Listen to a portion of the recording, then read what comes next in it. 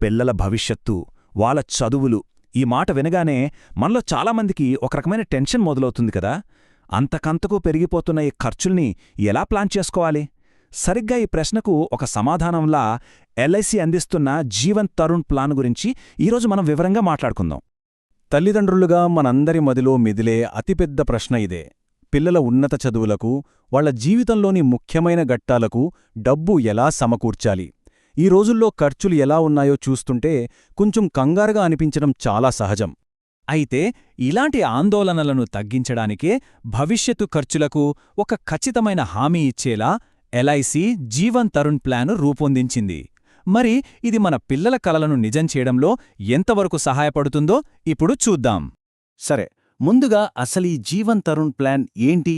దీని బేసిక్స్ ఏంటో ఒకసారి చూద్దాం. ఇదొక non linked, with profits, savings ఇంకా లైఫ్ ఇన్షూరెన్స్ ప్లాన్ అన్నమాట. ఈ పదాలు కొంచెం కన్ఫ్యూజింగ్గా అనిపించొచ్చు. సింపుల్గా చెప్తాను.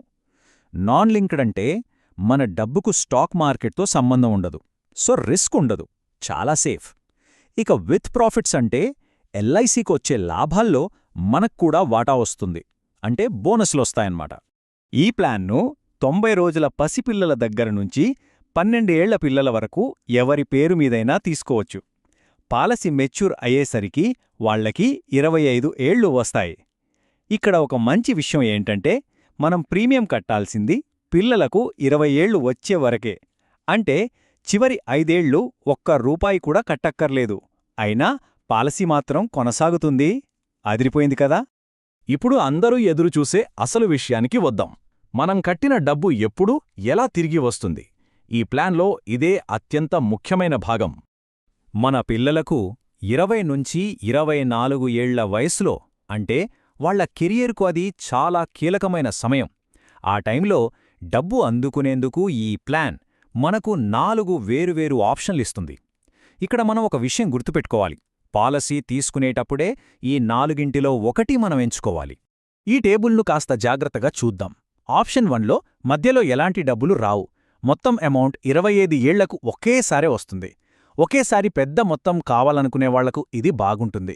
ఆప్షన్ 2లో కొన్ని సంవత్సరాల్లో చిన్న చిన్న అమౌంట్స్ వస్తాయి. ఇక ఆప్షన్ 3 చూస్తే 20 ఏళ్లు దాటాక ప్రతి ఏటా 10% వస్తుంది. ఇది కాలేజ్ ఫీజులకో హాస్టల్ ఖర్చులకు బాగా ఉపయోగపడుతుంది. ఇక ఫైనల్గా ఆప్షన్ 4, ఇది చాలామందికి నచ్చుతుంది. ఇక్కడ ప్రతి ఏటా 15% చొప్పున మెచ్యూరిటీకి ముందే 75% డబ్బు మన చేతికి వచ్చేస్తుంది. ఇంజనీరింగ్, మెడిసిన్ లాంటి ఖరీదైన చదువులకు ఇది ఎంతగానో సహాయపడుతుంది. ఈ చార్ట్ చూడండి. ఆప్షన్ 4 గురించి మనకింకా క్లియర్గా అర్థమవుతుంది. పాలసీ మొత్తంలో ఏకంగా 75% డబ్బు పిల్లల చదువులకు అత్యవసరమైన సమయంలోనే మన చేతికొస్తుంది. మిగిలిన 25% ప్లస్ అప్పటిదాకా జమైన బోనస్లన్నీ కలిపి 25వ ఏట మెచ్యూరిటీగా వస్తాయి. సో అవసరమైనప్పుడు ఎక్కువ డబ్బు, ఆ తర్వాత బోనస్లతో కలిపి మిగిలిన మొత్తం. పొదుపు చేయటం ఒక ఎత్తైతే, అనుకోని కష్టం వచ్చినప్పుడు మనకు అండగా నిలవడం మరో ఎత్తు కదా. మరి ఈ ప్లాన్ ఆ భద్రతని ఎలా ఇస్తుందో చూద్దాం. ఈ ప్లాన్లో 2 రకాల భద్రత ఉంది. మొదటిది, ప్రీమియం కడుతున్న తల్లిదండ్రులకు అనుకోనిది ఏదైనా జరిగితే ఆ తర్వాత ఒక్క రూపాయి కూడా ప్రీమియం కట్టాల్సిన పనిలేదు. ఎల్ఐసియే ఆ బాధ్యతను తీసుకుని పిల్లలకు రావాల్సిన అన్ని ప్రయోజనాలను సమయానికి అందిస్తుంది. ఇది నిజంగా ఈ ప్లాన్లో ఉన్న అతిపెద్ద భరోసా అని చెప్పాలి.